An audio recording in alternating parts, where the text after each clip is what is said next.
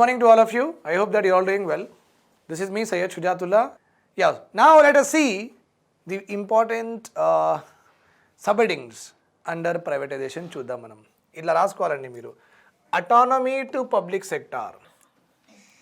ప్రైవేటైజేషన్లో ఇంకొక very important విషయం ఏముందంటే అటానమీ ఇవ్వాలి పబ్లిక్ సెక్టార్కి. Greater autonomy should be granted to 9 public sector enterprises which are referred to as what? Navratna. Government companies, మొత్తం government companies, all government companies are divided into 3 important categories: Navratna, Maharatna, Miniratna. So నవరత్నాలో ఉన్న కంపెనీస్కి చాలా autonomy ఇవ్వాలి. అక్కడ ఉన్న సిఇఓస్కి, MDs మీలాగానే ఐఏఎస్, ఐఆర్ఎస్ చాలా స్కిల్ ఉన్న వాళ్ళు పర్సన్స్ ఉన్నారు. వాళ్ళకి మంచిగా తెలుసు మార్కెటింగ్ ఎట్లా చేయాలి, ఎక్కడ డబ్బులు పెట్టాలి. ప్రతి దానికి మీతో పర్మిషన్ తీసుకుంటూ పోతే ప్రాజెక్ట్స్ డిలేట్ అవుతాయి. ఓకే, మన కంపెనీస్ మంచిగా పర్ఫామ్ చేయదు, రైట్ ఆర్ రాంగ్. అందుకే వాళ్ళకి కొంచెం అటానమీ ఇస్తే డబ్బులు ఎట్లా స్పెండ్ చేయాలి, ఏ ప్రాజెక్ట్ వాళ్ళు స్పాన్సర్ చేసుకుంటే మంచిది అని, if that is that they given, మళ్ళీ తర్వాత అది వాళ్ళ ప్రపోజల్ నడుస్తుందా నడవట్లేదా చూసుకొని వాళ్ళకి పర్ఫార్మెన్స్ బేసిస్గా వాళ్ళకి ఏ ప్రమోషన్ ఇవ్వాలా లేదు అవన్నీ చూసుకోండి మీరు, అందులో ఏముంది. కానీ this is important or not? This is very very greater autonomy should be granted to 9 public sector enterprises which are referred to at Navratna, ONGC, HPCL, BPCL, VSNL, BEL to can take their own decisions. Maharatna పెద్ద category, then నవరత్న దానికంటే చిన్న category, Maniratna ఇంకా చిన్న category. So I just told అపోజిట్గా చెప్పినాను. So Maharatna, Navratna, Miniratna. Then dereservation of public sector. Okay, the number of industries reserved for the public sector were reduced in a phased manner. Okay, అంటే అప్పుడు government ఈ sector, డిఫెన్స్లో government company ఉండాలి, రైల్వేస్లో government company ఉండాలి, drugs మ్యానుఫ్యాక్చరింగ్లో government company ఉండాలి, chemical manufacturing government company ఉండాలి, రైల్వే ఇంజన్స్ మ్యానుఫ్యాక్చర్ చేయడం గవర్నమెంట్ కంపెనీ ఉండాలి. ఓకే, సో ఏంటంటే అలాంటి చాలా సెక్టార్స్, చాలా ఇండస్ట్రీస్ గవర్నమెంట్ సోల్ రెగ్యులేటర్గా అయిపోయింది, సోల్ ప్రొడ్యూసర్గా అయిపోయింది అన్నమాట. ఓకే, అంటే ప్రైవేట్ పీపుల్ మేము స్టార్ట్ చేస్తామంటే వద్దు అవసరం లేదు మీది అని అట్లా అన్నారు. సో రిజర్వ్ చేసుకున్నారు కొన్ని ఇండస్ట్రీస్. గవర్నమెంట్ ఏం చేసుకున్నది? రిజర్వ్ చేసుకున్నది. ఓకే, లేటర్ ఆన్ స్లోలీ ప్రైవేటైజేషన్లో what happened is, okay, private పీపుల్కి కూడా సరే మీరు కూడా చేసుకోండి, మీరు కూడా ఈ ఇండస్ట్రీలో రండి అట్లా మెల్లమెల్లగా డీ రిజర్వేషన్ ప్రాసెస్ స్టార్ట్ అయిందండి. ఏ ప్రాసెస్ స్టార్ట్ అయింది? డీ రిజర్వేషన్ ప్రాసెస్ స్టార్ట్ అయింది. ఒకప్పుడు 17 industries were reserve for them, public సెక్టార్కి, మరి గవర్నమెంట్కి. మళ్ళీ వాళ్ళు తగ్గించుకొని ఏడ్ చేసిండు. Then they have decrease to only 3 now: railway, atomic energy and specified minerals. Railway, atomic energy and specified minerals, only these 3 are reserve for the government of India. Rest all industries are open to private people. Licence తీసుకోండి and production చేసుకోండి. Okay, this has opened more areas of investment for the private sector and also increase the competition for the public sector. Okay, మళ్ళీ అందులో government company కూడా ఉంది, private company కూడా ఉంది. Government మంచిగా ఇస్తే మనం గవర్నమెంట్ సర్వీస్ తీసుకుంటాం, ప్రైవేట్ మంచిగా ఇస్తే మనం ప్రైవేట్ వాళ్ళది సర్వీస్ తీసుకుంటాం. అంటే వాళ్ళు కొట్లాడుకుంటూ ఉంటే ఎంత మంచిది, కరెక్టే కదా, right? So we will get the best. Disinvestment policies till 1999 to 2000, disinvestment was done basically through sale of minority shares అండి. 1990 to 2000లో అప్పుడు కూడా డిస్ఇన్వెస్ట్మెంట్ చేసిండు, కానీ మైనారిటీ సేల్ 50% ఎక్కువ సేల్ చేయలేదు. కానీ తర్వాత మెల్లగా ఏమైందంటే మెజారిటీ సేల్ చేయడం కూడా స్టార్ట్ చేసిండు. ఇక్కడ మనం నేర్చుకోవాల్సింది ఏముందంటే ఈ ఇయర్ ముందు ఓకే మైనారిటీ డిస్ఇన్వెస్ట్మెంట్ అయింది, ఈ ఇయర్ తర్వాత మెజారిటీ డిస్ఇన్వెస్ట్మెంట్ కూడా స్టార్ట్ చేసిండు, అంతే. Fine. That is all about privatization. Now we are going to learn about globalization. Globalization, let us study. Okay. Globalization essentially means integration of national economy with the world economy. Globalization essentially means integration of national economy with the world economy. మన ఎకనామీకి world ఎకనామీలో integrate చేసుకోవాలి. అంటే వాళ్ళు మనకు supply చేస్తున్నారంటే మనం supply చేసుకోవాలి, మనం వాళ్ళకి సప్లై చేయాలనుకుంటే వాళ్ళకి చేసుకోవాలి. ఓకే, అంటే మన ప్రొడ్యూసర్స్, మన ప్రైవేట్ పీపుల్, ఇంకా వాళ్ళ కంట్రీలో ఉన్న ప్రైవేట్ పీపుల్ కంటిన్యూస్ ఎక్స్చేంజ్లో ఉండాలి. ఓకే, మనం అక్కడ వెళ్ళి పని చేసుకోవచ్చు, వాళ్ళు ఇక్కడ వెళ్ళి పని చేసుకోవచ్చు. అక్కడ మనకు జాబ్ ఆపర్చునిటీస్ ఉంటే మనం అక్కడ వెళ్ళి పని చేసుకోవాలి. వాళ్ళకు ఇక్కడ జాబ్ ఆపర్చునిటీస్ ఉంటే వాళ్ళు ఇక్కడ వెళ్ళి పని చేసుకోవాలి. మనకు ఏదైనా టెక్నాలజీ కావాలంటే మనం వేరే కంట్రీస్ నుంచి తీసుకోవాలి. వాళ్ళకి ఏదైనా టెక్నాలజీ కావాలంటే వాళ్ళు మన దగ్గర నుంచి తీసుకోవాలి. అంటే దునియా మొత్తం, వరల్డ్ మొత్తం ఒక విలేజ్ లాగా అయిపోవాలి, ఒక విలేజ్ లాగా అయిపోవాలి. అంటే మనం అందరం ఒక్కటే. అట్లా understood my point here? Yes. Okay, basically ఏమంటారంటే గ్లోబలైజేషన్కి ఇలా చూసుకుంటారండి. Okay, globalisation. ఓకే, గ్లోబలైజేషన్లో ఏమంటారంటే to and fro of men, to and fro of material, to and fro of capital, to and fro of technology. సీమ్లెస్గా ఉండాలి. సీమ్లెస్ అంటే, seam అంటే ఇట్లా అండి, ఇట్లా ఇట్లా ఇట్లా ఇట్లా ఉండద్దు, సీమ్ ఉండాలి. అంటే no country should restrict the movement of men from one country to another country. No country should restrict the movement of material from one country to another country. No country to restrict the investment from one country to another country. అంటే ఏంటి, నేను ఎప్పుడైనా నిజామాబాద్లో invest చేసుకోవచ్చు, ఎప్పుడైనా నిజామాబాద్లో పని చేసుకోవచ్చు, నిజామాబాద్ వాళ్ళు ఇక్కడ వచ్చి పని చేసుకోవచ్చు. Right or wrong? Yes. So ఏదైనా రెస్ట్రిక్షన్స్ ఉన్నాయా? లేదు. అట్లనే మన ఇండియా కూడా వేరే కంట్రీస్కి ఓకే అంత ఇంట్రికేట్గా లింక్ ఉండాలి. Where there should not be border అని ఉండదు, బార్డర్ అని ఉండదు. అట్లీస్ట్ ఎకనామిక్ స్పియర్లో బార్డర్ ఉండని, బార్డర్లెస్ ఉండాలి, బార్డర్లెస్ ఉండాలి. ఇది మన ఇండియా పర్స్పెక్టివ్ నుంచి చెప్తున్నా, కానీ it is applicable to all countries. Globalisation అంటే అన్ని కంట్రీస్ అట్లనే ఫాలో అవ్వాలి this model. Understood my dear students? Globalisation essentially means integration of national economy with the world economy. Okay, free flow of information, free flow of ideas, free flow of technology, free flow of goods and services, capital and even people across the different countries and societies. Ante it increases connectivity between different markets in the form of trade, investment and culture. నాకు ఒక కసినో start చేయాలని ఉంది, కానీ ఇండియాలో ban ఉంది. Right or wrong? నేను వేరే కంట్రీలో చేసుకోవచ్చు కదా. ఎస్, ఇన్వెస్ట్మెంట్ చేసుకోవచ్చు. రైట్. అంటే ఇస్లామిక్ బ్యాంకింగ్ నాకు చేయాలని ఉంది ఇండియాలో, కానీ ఇక్కడ లేదు. నేను దుబాయ్లో చేసుకోవచ్చు కదా. ఎస్, చేసుకోవచ్చు. Right or wrong? ఇంకా దుబాయ్లో ఉన్న పర్సన్, ఓకే, దుబాయ్లో ఉన్న పర్సన్ అండ్ లెట్ సపోజ్ ఆయనకి బెట్టింగ్ అని ఇష్టం, బెట్టింగ్ ఈజ్ ప్రొహిబిటెడ్ ఇన్ ఇస్లాం. ఆయనకి బెట్టింగ్ ఇష్టం, ఆయన అక్కడ చేయలేడు, వేరే కంట్రీలో వెళ్ళి చేసుకోవచ్చు కదా. చేసుకోవచ్చు. So it increases connectivity. ఇక్కడ లేకపోతే నేను అక్కడ చేసుకుంటా, అక్కడ లేకపోతే నేను ఇక్కడ చేసుకుంటా, అట్లా. అంటే మొత్తం ఒక వరల్డ్, ఒక ఎకనామిక్ వరల్డ్ లాగా ఉండాలి, where there is no country should restrict anything. Okay, obviously culture కూడా ఎక్స్చేంజ్ అవుతుంది. వాళ్ళు ఇక్కడ వచ్చి మాట్లాడడం, వాళ్ళు బట్టలు వేసుకోవడం, ఓకే, వాళ్ళది పద్ధతులు ఏముంటాయి అది చూసుకుంటూ, ఓకే, మంచిగా ఉంటే మనం తీసుకోవాలి, మంచిగా లేదంటే మనం తీసుకోవాలి. Cultural exchange. The phenomena of globalisation got momentum in India in 1990s with the reforms in all sectors of economy. Okay, momentum ఎప్పుడు వచ్చింది? After 1990s. And major elements of globalization were, first of all, mana country's market, domestic market of our country should be open for free flow of goods. India reduce custom duties on imports. వేరే country goods ఇండియాలో రావాలి, కొత్త ఇండియాలో goods రావాలి, projector రావాలి, okay, and new wireless ear phones రావాలి, head phones. అరే బయట కంట్రీలో దొరుకుతుంది, కానీ మనం ఇక్కడ వాడట్లేదు. సో మనం టెక్నాలజికల్లీ అడ్వాన్స్ అవ్వట్లేదు కదా. Very important point here. So ఇంకా చాలా ఉన్నాయండి, మనకు ఇండియన్ గవర్నమెంట్ అలౌ చేయట్లేదు. Lot of things are there. Folded phones వస్తున్నాయి, అవన్నీ వస్తున్నాయి, కానీ మనం అలౌ చేయట్లేదు. Many things are coming. Okay. To open the domestic market, open చేయాలి for the inflow of foreign goods, government has reduced the import duties on the imported goods. The general customs duty on most goods were reduced to only 10%, and import licensing has been almost abolished. Right అండి. Okay, then remove the tariff barrier. WTO కూడా ఇదే కావాలని, WTO కూడా అదే అంటుంది.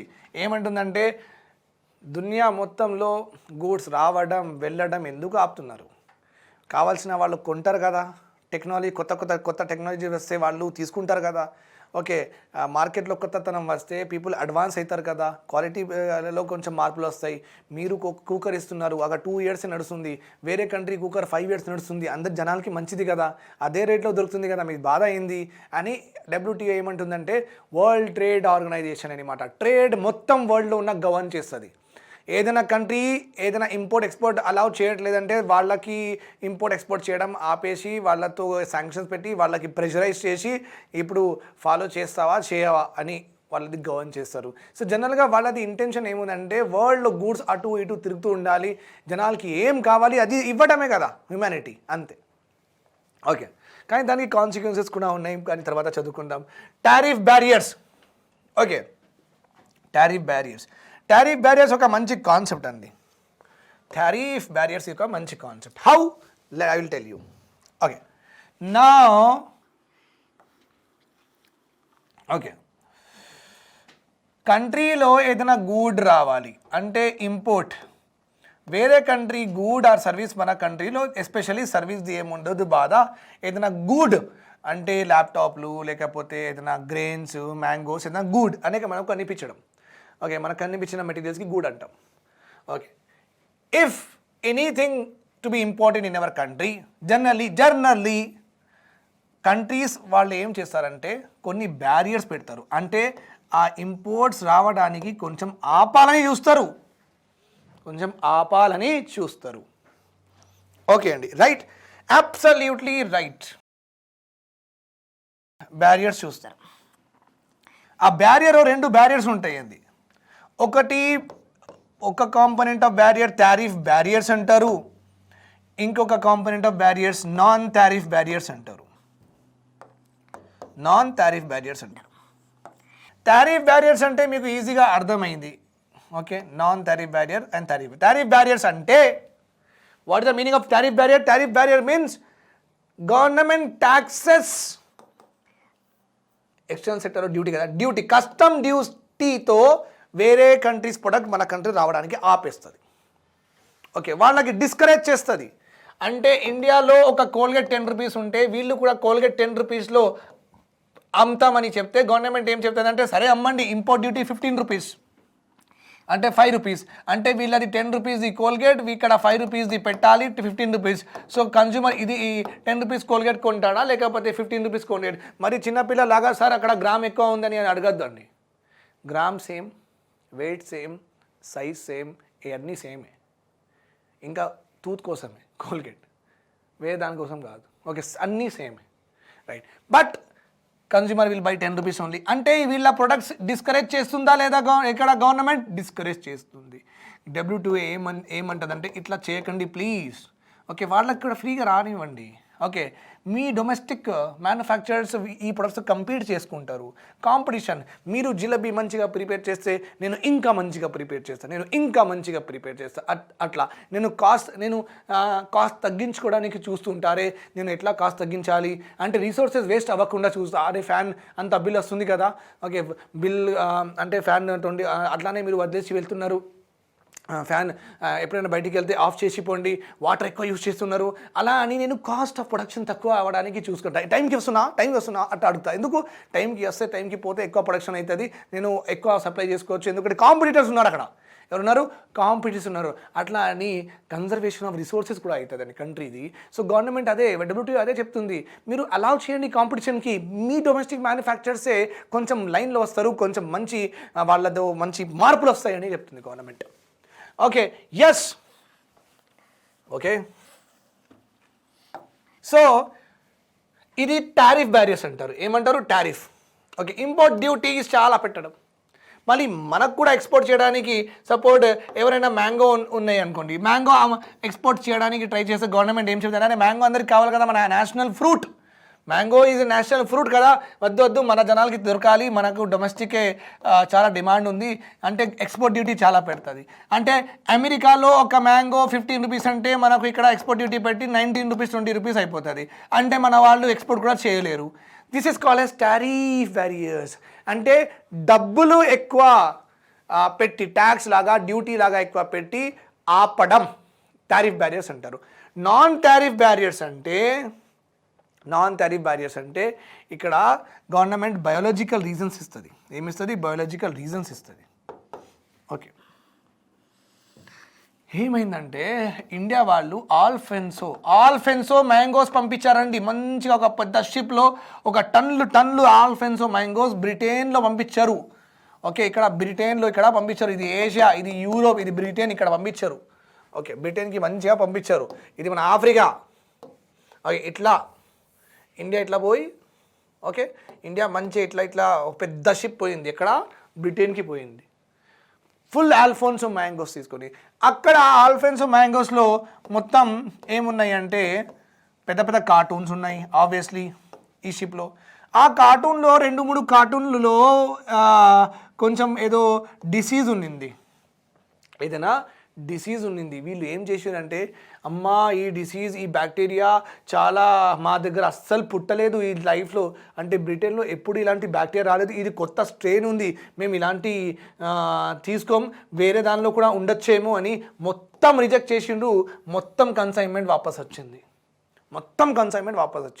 అంటే ఏదో ఒకటి biological reason, health related reason, agricultural reason, indigenous వెరైటీలో ఏదైనా ఖరాబ్ అయిపోతుందని వాళ్ళు ఇలాంటి రీజన్స్ ఇచ్చి మన ఎక్స్పోర్ట్కి తీసుకోవట్లేదు. WTO ఏం చెప్పింది? ఎక్స్పోర్ట్ చేసుకోండి, ఇంపోర్ట్ చేసుకోండి అని చెప్పింది. కానీ వీళ్ళు ఇలాంటి కొంచెం ఎక్సెప్షన్స్ ఉన్నాయి. WTOలో కూడా కొన్ని ఎక్సెప్షన్స్ ఉన్నాయి. ఆ ఎక్సెప్షన్స్ ఇలా వాడుతున్నారు, ఇలా అబ్యూస్ చేస్తున్నారు. అంటే అవసరం లేని దగ్గర కూడా ఇలాంటి ఎక్సెప్షన్స్ వాడి వాళ్ళు ఏమంటున్నారంటే రిజెక్ట్ చేస్తున్నారు. అంటే వాళ్ళ బ్రిటన్లో ఉన్న మ్యాంగో ప్రొడ్యూసర్స్కి ఏం హామ్ అవ్వకుండా, మళ్ళీ మనం మస్తు కదా, మన మ్యాంగో సూపర్ ఉంటాయి, అక్కడ ఇట్లా వెళ్తే మొత్తం రాక్ చేస్తుంది అక్కడ బ్రిటన్లో మన మ్యాంగోస్. సో మన మ్యాంగోస్కి డిస్కరేజ్ చేయడానికి, ఇంకా వాళ్ళ మ్యాంగో ప్రొడ్యూసర్స్కి ఏం హామీ అవ్వద్దు, వాళ్ళకి ప్రాఫిట్స్ రావడానికి వీళ్ళు ఏం చేసిండంటే మొత్తం రిజెక్ట్ చేసిండు. మళ్ళీ 3 years బ్యాన్ అంట, మన మ్యాంగోస్ మీద. So are you getting my point? So కొన్ని టారిఫ్ బ్యారియర్స్ ఉంటాయి, కొన్ని నాన్ టారిఫ్ బ్యారియర్స్ ఉంటాయి. Tariff barriers and non tariff barrier WTO ఏం చెప్పిందంటే మొత్తం తీసేయండి. ఎవరైనా ఎక్కడైనా అమ్మాలంటే అమ్ముకుంటాడు, ఎవరైనా ఎక్కడ కొనాలంటే కొంటాడు, తీసుకుంటాడు. ఎందుకు మీ బాధ అని WTO చెప్తుంది. కానీ దానిలో కొన్ని ఎక్సెప్షన్స్ ఉన్నాయి. ఆ ఎక్సెప్షన్స్ వాడి ఇంకా గ్లోబలైజేషన్ చాలా ప్యూర్గా, ట్రూ గ్లోబలైజేషన్ ఇంకా లేదండి. ట్రూ గ్లోబలైజేషన్ ఇంకా లేదు. Okay,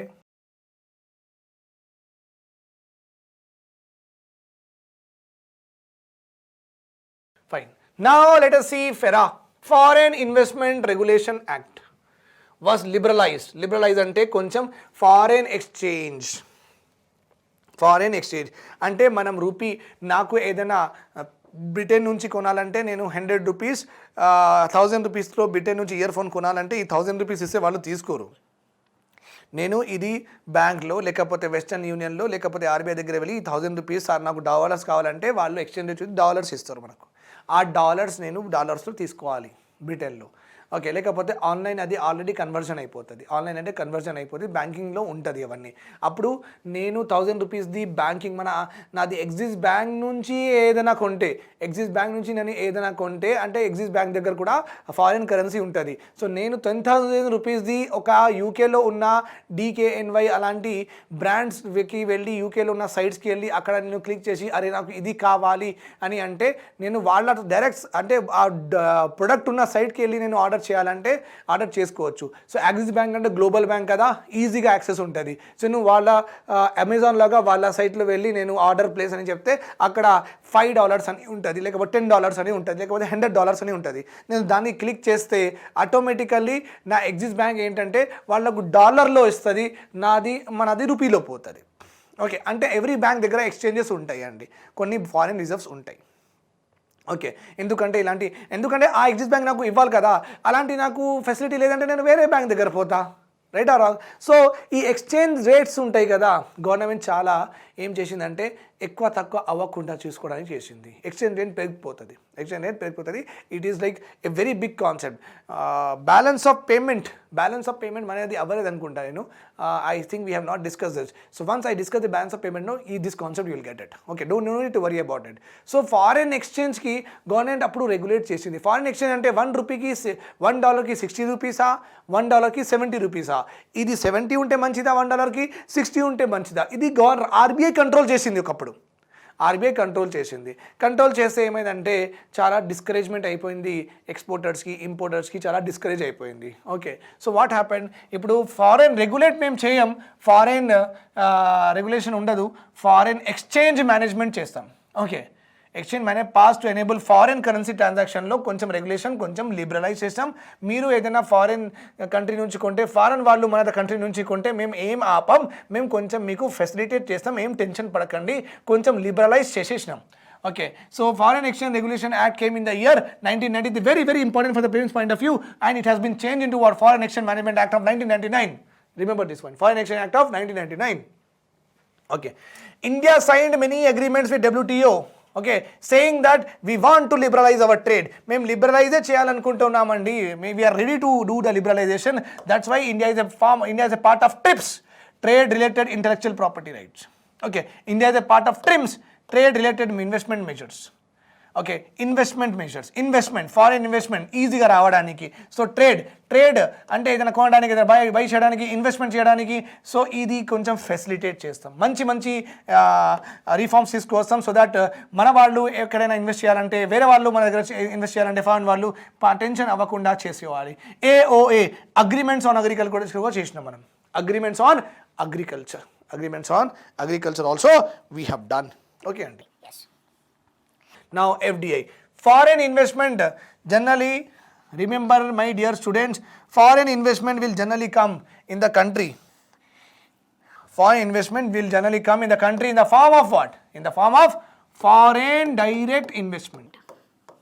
Itla, foreign direct investment. Okay. And this is majorly what? Institution. Oka company రావాలి, ఇట్లా కంపెనీ రావాలి. Remember this point. ఇంకొకటి ఏముందంటే foreign institutional investment. Foreign institution అంటే నేచర్ ఆఫ్ రెండు కొంచెం డిఫరెంట్ ఉంది. ఫారెన్ డైరెక్ట్ ఇన్వెస్ట్మెంట్లో ఆ కంపెనీ ఇక్కడ ఒక ఫ్యాక్టరీ పెడతామండి మేము.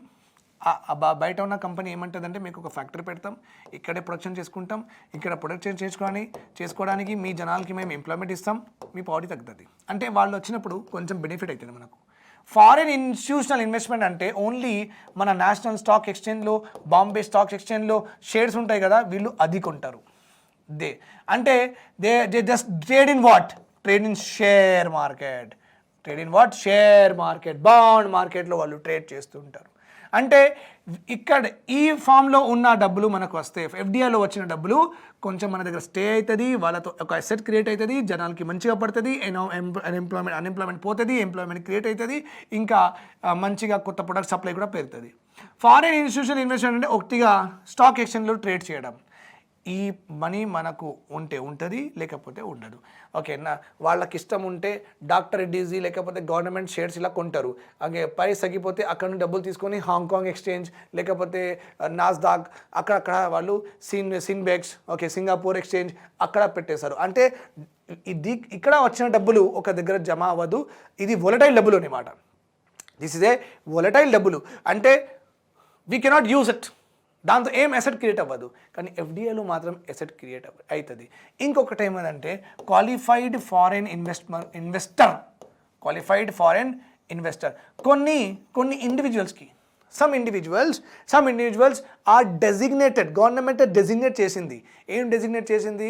That you are a qualified foreign investor. అంటే మన సుందర్ పిచాయ్ అయినా సరే, వారెన్ బఫెట్ అయినా సరే, బిల్ గేట్స్ అయినా సరే, ఓకే, పెద్ద వాళ్ళు ఉంటారు కదా, వాళ్ళకి గవర్నమెంట్ ఏం చెప్పిందంటే మీరు direct you should not B A company, మీరు ఒక యాజ్ ఎ ఇండివిజువల్ కూడా ఇన్వెస్ట్ చేసుకోవచ్చు. యాజ్ ఎ ఇండివిజువల్ మీరు వచ్చి ప్రాపర్టీషిప్ చేసుకోవచ్చు, ఒక కంపెనీ ఎస్టాబ్లిష్ చేసుకోవచ్చు. ఇన్స్టిట్యూషన్ అవసరం లేదు. Institution is not required. So కొంతమందికి అలాంటి మనం స్టేటస్ కూడా ఇచ్చినామండి. We have given a status. Thanks lot for hearing me. Bye bye, take care.